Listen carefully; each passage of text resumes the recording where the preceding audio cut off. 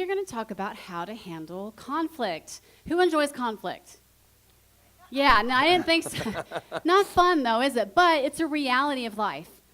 And if we don't do it right, then it can bring destruction into our relationships. Yes. And so we're going to take a look today about how to handle conflict in marriage specifically, but these things will work for all relationships in our lives, for our coworkers, with our families, with our friends. And as a matter of fact, there's a verse, and it's not specifically about marriage, but it's about life in general. And we're going to take these couple of verses out of James, and we're going to break them down. And it outlines the things that we need to know about how to handle conflict. So I'd like to read that for you right now. Oh, I'm sorry, I totally forgot about what I was going to, I guess I can do it in a minute. Okay. Go ahead, I don't know what you're thinking. Well, it's just... I have no idea. I don't live in your brain. That's why we have conflict sometimes. That's why we I forgot about how it's all about, conflict and how we fight. All couples fight. That's what I was thinking. They do. They do, and I forgot to say that. I was wondering when you were going to say that. No, I'm just kidding. It's so interesting here. You never know what we're going to say. I never know what you're going to say, that's for sure. Yeah, I know. Yeah. I have no clue. Okay. Love you, though. Yeah. That was it? No. I'll keep going then. Okay. All couples fight. Yes. But, so it's not a matter of if you fight, because we're all going to fight. We're all human. We all are imperfect. We make mistakes. But it's how we fight that makes the difference. Not if we fight, but how we fight. So healthy couples, what they do is they will fight for resolution. I would write that down somewhere. That's what healthy couples do. Fight for resolution. That's the healthy way. Unhealthy couples fight for victory. Okay, it would be like you're going against one another. It'd be like if Tom was running for in a football game. If he was running for a touchdown and we're on the same team, if I go over and I tackle him before he gets to the end zone. It'd be more applicable for me to tackle you, though. I don't know if you could tackle me. I'm really? just kidding. No, you could definitely tackle me, Anna. You've done it before. Man. You did it before. Yeah, I could do tackle it. me. Yeah. I think so. Keep your head up when you tackle. Go ahead. Okay. Like I said, it would be like running against your teammate and tackling them before they get to the end zone. So that's not what we want to do, though. We want to approach the issue on the same side of the team, on the same place, and tackle the issue, not one another. Yeah. So healthy couples. My partner's not my target. Yeah, or the opponent or the enemy. Yeah. So tackling your own teammate, that's not a good idea. So we're going to fight for resolution, not for victory. So now I'd like to read James 1:19 and 20. Here's what this says. Understand this, my dear brothers and sisters. You must all be quick to listen, slow to speak, and slow to get angry. Human anger does not produce the righteousness God desires. So we're going to take a look today at 3 ways to handle conflict within relationships, specifically marriage. But like I said, it will work for all relationships that we're in. So the first one, if you're taking notes, you can write this down. The first one is what we need to do, way to handle it, is to tune in. To tune in. If we want to handle conflict in our relationships, we have to learn to tune in, which is that first part, be quick to listen. Who has trouble with this one? Who has trouble listening sometimes? And most of us do. We have trouble with listening to people. And the Bible says that if we want to resolve things, if we want to live right, we have to be quick to listen. Proverbs chapter 25, verse 12, it says, to one who listens, valid criticism is like a gold earring or other gold jewelry. Who in here likes gold jewelry? Anybody like gold? Mostly ladies, some guys, maybe a big chain. But it says that if we will listen to valid criticism, we're open to listen, to actually listen to it. It's like getting gold jewelry if we just learn to do what? To listen to it. You know what that says is it's valuable. Yes. It's a valuable thing to listen to criticism in our lives. Well, and I would say this, most of us don't like hearing criticism. Who would agree with that? If someone's like, hey, I'm gonna criticize you, or I'm gonna give you this, or I'm gonna tell you this. Most of us aren't like, woo, yeah, give me all your criticism. I want it. But the fact is if we're open to it and we listen to it, it makes us so much better. Being pastors, one of the things we get a lot of appreciation, a lot of love, but we do get a lot of criticism. There are people who criticize. We've had people who criticize some of the dumbest things ever. I've had people criticize, like, why is that wall painted that color? Why don't you have a steeple on your church? I've had so many different things where we've been criticized for. Why don't you wear a suit and tie? Because I don't want to. But criticism comes, and what I've learned to do or try to do is try to look at that criticism, and I ask the question, first of all, what is the motivation behind it? Because with your spouse, I want to say when you bring criticism to them or you have something you want to say, make sure you have the right motives. But even if they have the wrong motives, here's what I would say. You can learn from it even if they have the wrong motives. If you learn to listen. In your notes, I have this written down because I wanted you to see it and not just hear it once. Learn to listen. You don't do it automatically. See, we don't automatically become great listeners. You have to train yourself to listen to what the other person is saying. And all of us, every one of us in here, can learn to be good listeners. And if we want to have great relationships, we have to be good listeners. And so we went through and I found these 4 things of how do we listen. A counselor who counsels in marriage, he went and he wrote down these 4 things that help us to listen and what we should do, how we can become good listeners. The first one, take a note, you can write this down. How should we listen? We should observe. If we want to be good listeners, we need to observe the person that we're talking to. What does that mean? We need to engage them. We need to look them in the eyes. We need to give them our attention. If I go to Kim and we're having a conversation and I'm not looking at her and I'm looking away, how many of you think I'm listening to her? She doesn't think I'm listening to her because I'm looking at all these other things. Yeah, and how many times are we looking at our phone and trying to multitask and talk to the person? Yeah, yeah, so do they think you're listening to him? Probably not. And if we're having a serious conversation, I'm looking at my phone. By the way, quit texting me. All of you who are texting me during service, don't do that. But if I'm sitting here and I'm trying to have a conversation and I'm consumed with what somebody else, that shows the value. I don't value the conversation with the person that I'm having the conversation with. So what do we do? First thing, observe. Look them in the eyes. Actually observe what they're saying and look at them when you're talking to them. Yeah, and with the whole phone thing, I get it. I understand. Like, sometimes I have to tell myself, like, when my kids comes to me or my husband and I'm in the middle of a text, right? And, I could be working, right? Like, I do other things besides mothering and homeschooling. There's other things I have to do. If I'm in the middle of a text and I'm working, I have to tell myself, put down your phone and look at them because it shows that you value what they have to say. So observe them, look at them in the eyes. That's good. So the next thing is to concentrate. So focus on what they're saying. So many times, we can have a million things going on in our brain and we're not really focusing and concentrating on what it is they're saying. Like, we sometimes have to tell ourselves, okay, listen to actually what they're saying. No, I've got this to do and I've got this to do. No, I need to focus in. I've got to tell myself I'm going to concentrate on what they're saying. So that's important. So you observe, you concentrate. Here's the next one. Consider what they're saying. Think about what they're saying. Don't just jump to the next conclusion. I think many times what we do in relationships or what we do in a conversation is when they are talking, I am thinking about what I'm going to say in response. I'm like, okay, you said this, bam, I'm going to say this right back. And I'm thinking about what I'm going to say instead of actually considering what they are saying to me. At the moment. Yeah. If she's saying something to me or someone's saying something to me and I'm thinking about my response, I'm not even thinking about what they're saying and, where's this coming from? If they're coming to me and they're hurt, how do they feel? I want to consider every element of what they have to say instead of just jumping to the next conclusion of how am I going to respond to win this conversation. So we have to consider what they're doing and think about what they're saying to us. You mentioned about consider where they're coming from. If we're observing, like we're looking them in the eyes a lot, that can tell you a lot about what a person is feeling.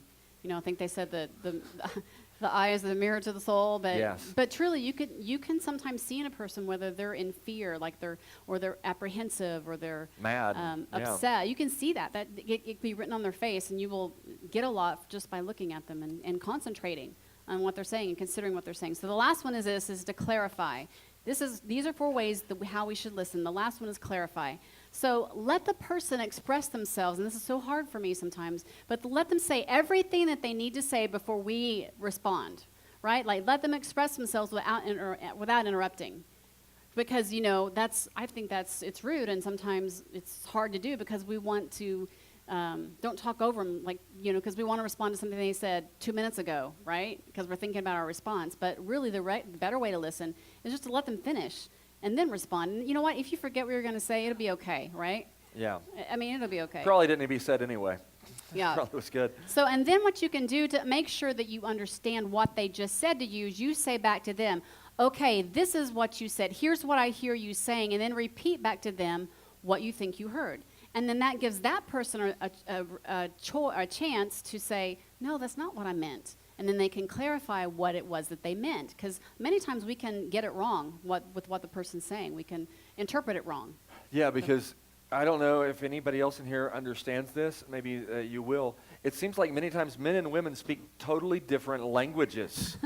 Like what she, okay, well, she's like, she'll say something to me, she's like, do you understand that? I'm like, I don't have a clue what you're saying, because it's like I'm speaking English, you're speaking Chinese, and I'm not getting it, because she means something a certain way, and I'm not receiving it that way, because I'm a guy, she's a girl. Anybody else know what I'm talking about? It's like, I don't understand. No, I don't. And so the clarifying part of, she said, because we've been before, she'd tell me something, she's like, now do you understand? And I said, yes, this. She goes, no, that's not even close to what I was thinking. And I'm like, I have no clue what you're thinking then.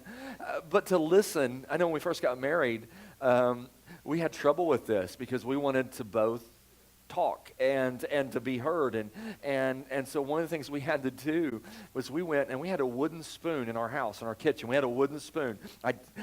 We would take the spoon, and our rule was whoever has the spoon gets to talk. And so you could not take the spoon from the other person. You held the spoon, and then when you were done saying what you had to say, and you said it in a nice way, the other person could say, are you done? Yeah, I'm done. Can I have the spoon? Yes, you can have the spoon. And once I handed her the spoon, she got to talk. And, she tried to dominate the spoon, though. She did. No. She's like, no, I'm just kidding. That's not how I remember. The spoon is mine. And one time I duct taped it to my hand so she couldn't take it. But no, we had to learn to say, okay, I'm not going to, when the other person's talking, just shut up and listen. And then when they're done, it is good to clarify and say, okay, I think you said this. You feel this. Well, no, I don't feel that at all. And go back, well, explain it to me again. Here's the spoon. You don't have to have the spoon unless we gotten past the spoon days. Mm-hmm. But we had to start with the spoon days. We did.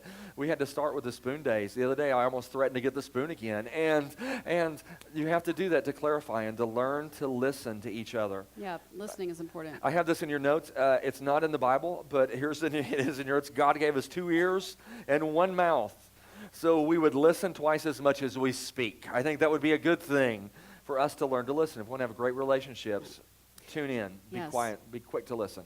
So the first way to handle conflict is to tune in, like you said. The second way is to tone down. This is a great way to handle conflict. Tone down. James 1:19, we just read that it said, you must be quick to listen, and this part is be slow to speak. We're going to break that down. Be slow to speak. Proverbs 21:23 is a great verse. Check this out. Watch your tongue and keep your mouth shut. Pretty clear, right? So look what it will do, and you will stay out of trouble. Yeah, if we just shut our mouths, many times we will just save ourselves a whole lot of heartache and trouble. Because who in there has ever opened their mouth and it just got you into trouble? Yeah. I tell my kids this all the time. You know what? If you just be quiet, you would just be so much better off sometimes. Just be quiet. So, but that's what we need to do. We need to keep our mouths shut. Many times I'll pray in the morning, God, put a guard over my mouth. See, literally. Because what comes out of it sometimes isn't very good, and I need to shut my mouth. Another verse that's great for about how we speak and be slow to speak is Proverbs 15:1. It says, a gentle answer deflects anger, but harsh words make tempers flare.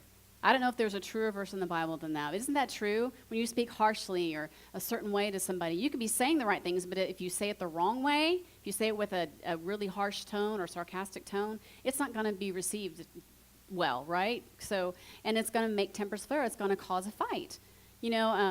My husband's so great at this. He likes to love me with his words.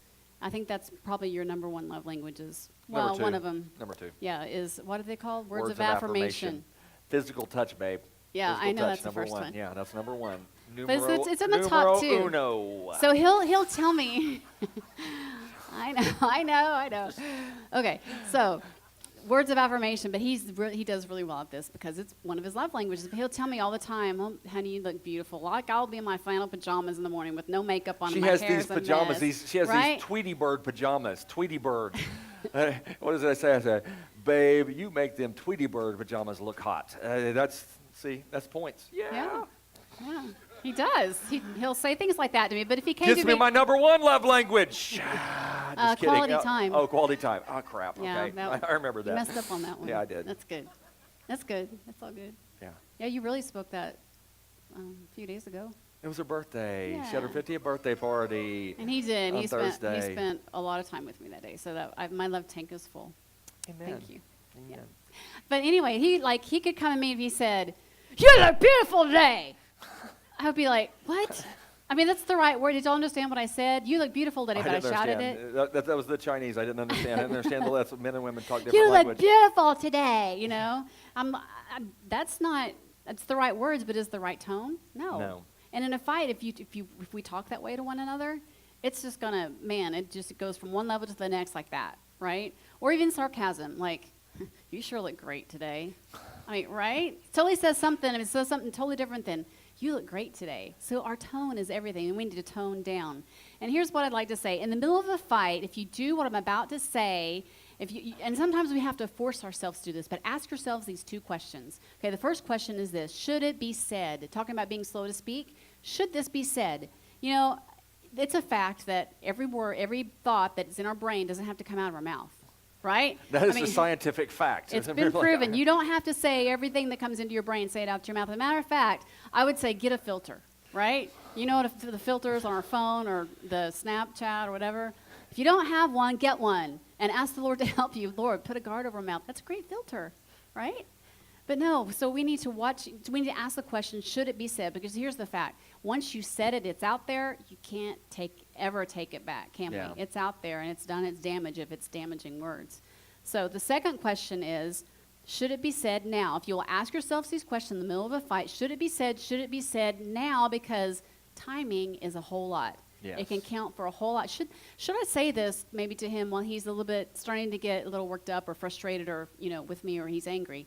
Probably not, shouldn't be said now. Another time that I've thought about when we shouldn't say certain things or work through issues in our marriage is when right before a meal. You're like, what?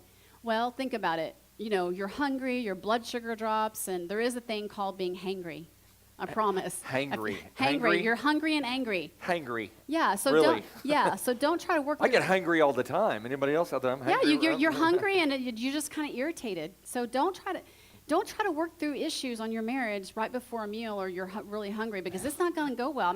I mean, truly.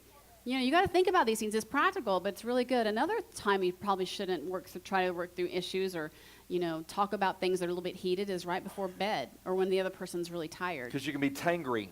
Yeah. Trangry. Really. Trangry. I'm trying to make up a word for that. Is there a word? Trangry. You just made one up, babe. I don't know. Tired and angry. Trangry. Yeah, it works. That'll work. Yeah.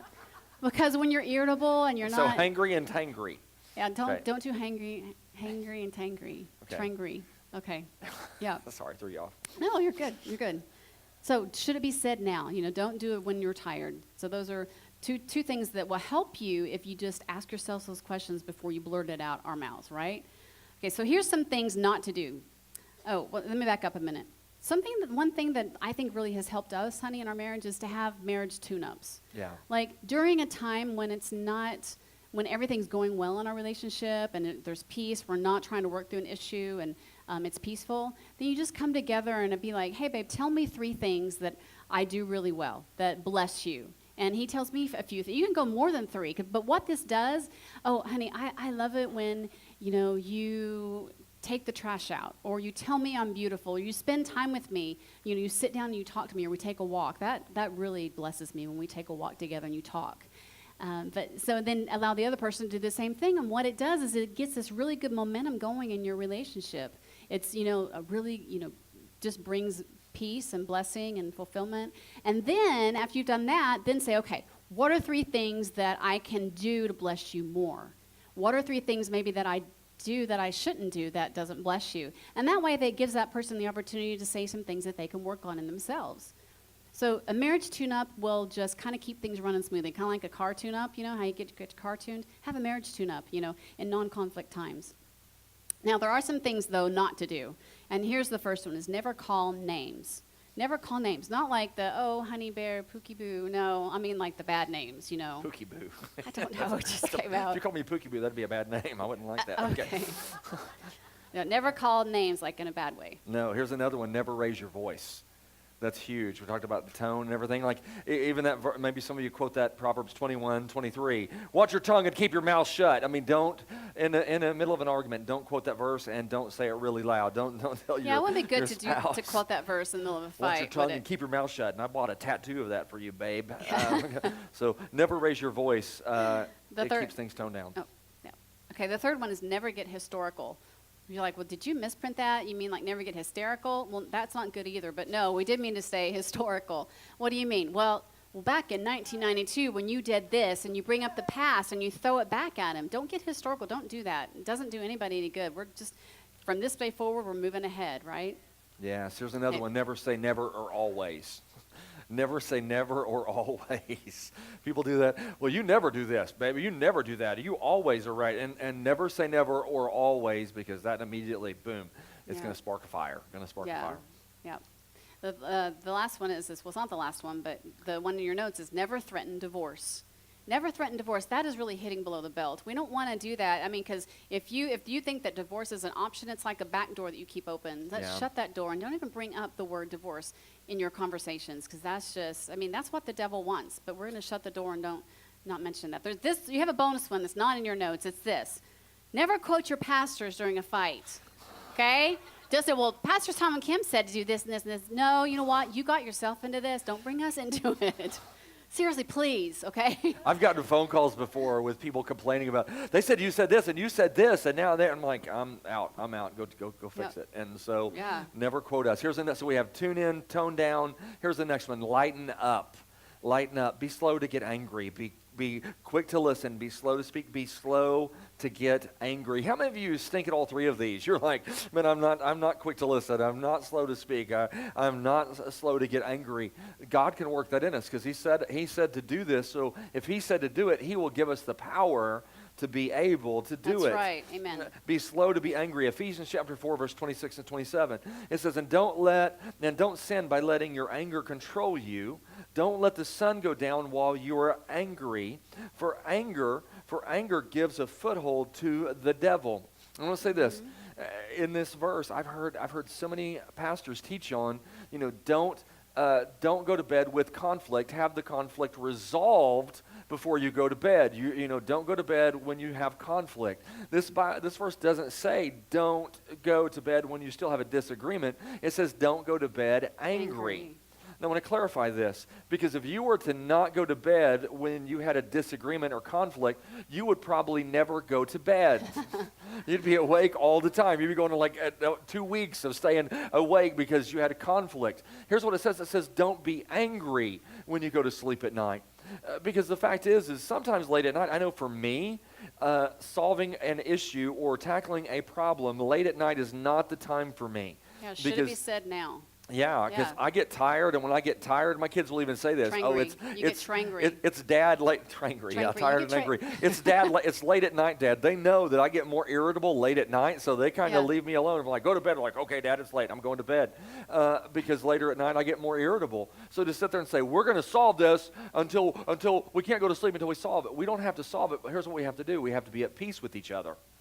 Anybody ever had a fight late at night and you're both angry? And what it looks like many times in a fight like that, you have two different kind of people. You have one person who is the quiet person, and you have the other person who is the huffer. Like they're the huffer. Like, they huff. Can we take a poll? Who are the silent ones? Who are the silent ones? You go to bed and you don't move a muscle. You don't even know if they're breathing. Here's what you do. Here's what you do. On the edge of the bed. You get to the edge of the bed and you turn sideways as far away from them as you can get. Don't touch me. Both people, not getting none of this. Stay away. And you get as far to the other side as you can get. How many of you are who are the quiet ones? Okay, raise your hand. I raise my hand. Who are the huffers? You're like, and you just get mad. You have to resolve. Huffers, raise your hand. I'm the silent one. This is the huffer. She is the huffer. Yep. I remember one night we were in bed, going to bed, and we just got into a disagreement. Yeah, and you turned over and just went to sleep. I turned over on my side. We were done. And I could go to sleep in still like 5 seconds. I fell asleep. I am sound asleep right there. In the middle of our fight. In the middle of the fight, I fell asleep. It was in the probably middle of the something fight. stupid too, right? It was. I'm sure it was. And so we're laying there, and all of a sudden while I'm asleep, next thing I know, this happens. She just starts flipping her arms around, making. I thought there was a seal in the bed with a. And I'm laying there. I had to go to the chiropractor the next day because of the movement. I was like, man. And she's like, we need to solve this. I'm not solving this. I'm going to sleep. And I'm sure it really sounds like this. Ooh, ooh, ooh. It was similar. It was similar. And no, it wasn't. Okay, you got to do the arms flipping. I thought you were doing the backstroke and huffing. And so, but you know what we had to do was in that moment, we're not going to solve it. Because, Or if you fall asleep yeah, while you're angry. no, I can fall asleep anytime. So, Don't fall asleep on your partner while they're angry. let them fall asleep. It's okay. You just, Ephesians 4:26. okay. So what we had to learn was we had to learn this because we would hear pastors talk about, well, you can't go to bed, you have to resolve it. What we learned was we don't have to resolve it, but we do have to be at peace with each other because we're on the same team. And just because we don't agree on every subject doesn't mean we're not on the same team. Everybody grab that. And so we have to sit there and say, okay, we're not on we don't agree on this, but here's what we're going to do. We're going to have peace. And right now, there are times where I've learned this from some of the counselors in our church. There are things that we have to do, and most couples have to do, called taking a time out, to where in the middle of a fight, sometimes you have one person who's like, I'm going to lose it. Give me some space. And I'll say to Kim, I just need to walk away for 30 minutes. Just let me go outside. Let me go on a walk. Let me walk away. I'll come back. I will come back, and we'll resolve this. Because she has to know that it's going to be resolved. When we were first married, can I tell that story about the first married? I don't know what it is. You didn't ask about this. That one? I don't know what that is. Okay, I'll tell you what that is. When we were first married, we would get in an argument, and I would be like, I just need some space. I need some space. She would never give me space. Because I was afraid he wouldn't resolve it. She was afraid I would he not wouldn't come resolve back. it. Like we hadn't figured this out about one No. another. Because when you So- first get married, you're learning the other person, like what they do. So and how she they would make me respond. upset. I would go in the kitchen and start cleaning. I would just start cleaning dishes. And then she'd come in the kitchen. I'm like, oh, why are you following me? I'd go in the bathroom, and I just have to do something. I'd do it. She'd follow me in there. And finally, I turned around to her, and I said, you remind me of a chihuahua. Everywhere I go, yip, yip, yip, yip, yip, yip, yip. I said, it's Should driving this me be crazy. said? Hello? It should not have been said. Okay, I'm just saying. But we Maybe you should learned. ask yourself that question. I should have. If I'd have heard this teaching, I wouldn't have done it, babe. See? And so I have to go to her now and say, I just need some space. Give me half an hour, and I will come back and we'll talk about this. At night, you know what? Let's talk about this in the morning, but we're going to deal with this. And then here's what we do. We will grab hands, and we'll hold each other, and we'll say, let's pray. Because I tell you what, who is trying to cause division in your relationship? The enemy. Yeah, he's And the so true enemy. in the not midst your, of a not your fight, partner. in the midst of Yeah. a fight, this is my teammate. I don't want to tackle my teammate. I want to tackle the The true problem. enemy. And the enemy is the devil. So I tell you what, I can't tell you how this has disarmed so many things. When we're in the middle of a fight and we realize right now this isn't going to be resolved, or it is going to be resolved, we will just say, God, we ask for your help in this right now. God, we surrender our will to yours, and God, we ask you to help us through this. Lord, and we just pray for each other. And it's amazing how in the middle of a conflict, when you invite God into it, God will turn what was meant for evil into something good. And so And we the can anger will just be totally eliminated. yeah. So in the we can go to presence of bed and not God. be angry and do this verse. And so we had do to the learn. word. We had to learn how to do that. And so here are some signs that you aren't fighting fair. And this was by a counselor who actually. He was a marriage research yeah. expert. Tell what he did. Tell the study he did. He would be able to listen to couples within, his name was John Gottman, I believe, and these are the 4 things he found out that if these couples were doing this, within the first 5 minutes, he could detect with probably 90% accuracy whether or not that marriage was going to make it. And if these things were present, the percentages went way down. Now, I'm not saying, we know that with God all things are possible, right? Yes. So if these things are in your marriage, I would encourage you, don't just ignore it, don't sweep it under the rug, get help. Because there is help available. We know some great Christian counselors and therapists who would help you through some of these things because these are pretty serious things. But the first one. The first one is this. It's criticizing. And I want to say this. Criticizing is different than just complaining. Like if I say, hey, this isn't done, we need to get this done. Criticizing is constantly pointing a finger and you don't do this and you don't do, and just ripping them apart. Instead of looking at the subject, if I'm going to criticize, I'm going to rip the person apart. And that's one of the attributes you find that is not fighting fair. If I'm going to sit there and I'm going to be critical of you, and I'm going to criticize my teammate, then we're going to have trouble. And what you'll notice is that it's like a critical spirit. It kind of is pervasive in the whole issue or disagreement. You know, if you have a critical spirit, that's not fighting fair. The second one is contempt. And, you know, I didn't know exactly what the definition of contempt was, but I know when I feel it, right? If you feel contempt from somebody, I just couldn't describe it, so I looked it up, and it's, you know, if you feel contempt towards somebody, you recognize the feeling, but here's what it is. It's a mix of disgust and anger toward a person.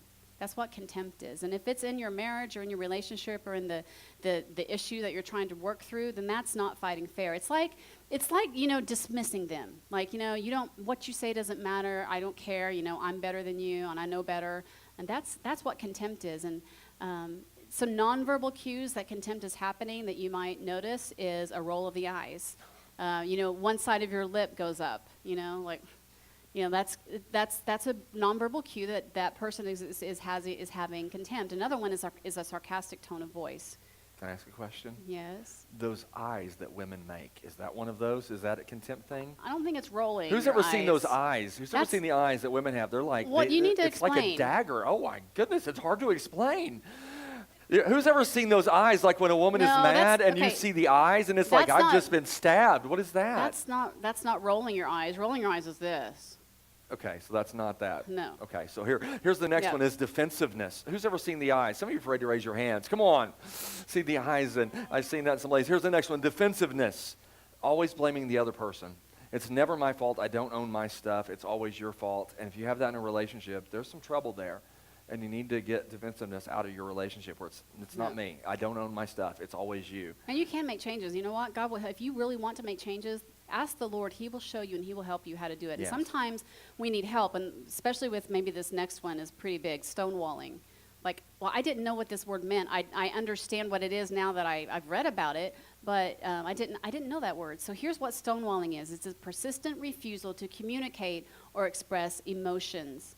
Okay, so it's an ongoing on a continuum. It's like they put this wall up and they refuse to engage within the relationship or with the issue.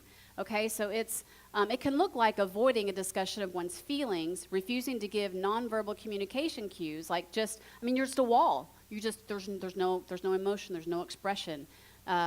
Walking out in the middle of a discussion without warning or explanation. Now this is different than saying, Calling hey, a I need a timeout because I'm just we can't, because the person who's stonewalling will just walk away without warning, and then they won't come back and revisit the issue to try to work through it. Okay, does that make sense? It's just like a wall and I'm done, and it's so destructive to the relationship, and it can be destructive to the other person too. It can make them feel no self-worth. Does that make sense? Like you're not even worth engaging in. This relationship is not worth it. But it's continuous. It's an ongoing and deliberately avoiding the discussion of the issues. It can last for a brief period or months, but it is very destructive. And I encourage you, if you have someone in the relationship that's stonewalling and doing this, get help. And I would say if you're the person who's doing it, get help from a trained, licensed therapist who can help you figure out why you're doing this, because it could go way back, to something that happened early in your life for whatever reason. Yeah, but find a great Christian help you. counselor Yes. will help you work through that. And I want to say this too, when it comes to the biblical, be quick to listen, be slow to speak, be slow to get angry. When it comes to relationships, I think the number one thing is the devil hates marriage. He does. He despises marriage. God loves marriage. Matter of fact, God compares marriage to another thing he loves, the church, calling it the bride of Christ. God loves marriage. No the devil wonder hates the devil marriage. hates it. When he sees a marriage, a godly marriage, he sees a picture of the church. Yes. Hello? And the fact is yeah. that your marriage cannot be built upon your love. Because at some point, I love you. At some point, I'm not going to feel like I that love. I'm not going to have that, woo, I feel in love. At some point, I'm going to have to, we made a choice never to build our marriage on our love for each other. Mm-hmm. Primarily, our marriage is built upon our love for God. And so when you are going through this and you have struggles in your marriage, I find that many times the struggles come because God has been left out of the marriage. Just going to get down to it, where God is not the center. I would encourage you, if your marriage is strong or if it's weak, pray together. Because the strong marriages, when you pray together, will get stronger. The weak marriages will get stronger. Why is that? It's because you're saying, God, we depend upon you. That's right. For every part. You are our foundation. You're the one we build our life upon. When you take time and say, God, we are going to seek you and we're going to pray. I've had couples come to me. They're married. They're like, I'm just embarrassed. I'm embarrassed to pray with this person. It just doesn't feel comfortable praying with them. And here's what I say to them. You're full of crap. That embarrasses you? That's ridiculous. You will get naked in front of each other. You will take your clothes off in front of each other and be in front of each other naked, but you're embarrassed to pray with that person. That is jacked up. So if I'm embarrassed to pray with you, then you need to change that. That's a lie from the devil. So even if you're embarrassed, I don't know how to pray, don't know what to do, it doesn't matter. You go through it together and you do your best and you just talk to God and you do it together and watch God start to bring some unity because your foundation is not this. Your foundation is this. Yeah. And God makes that foundation. And the fact is, we all struggle with issues. Man, I struggle with all three of these. I struggle with being quick to listen. I don't want to listen. My flesh wants to win every argument. Anybody out there? Well, if she says something to me, my first thought is, how can I rip this? We got into an argument one time and she goes, you do this. And I said, tell me one time that I did that.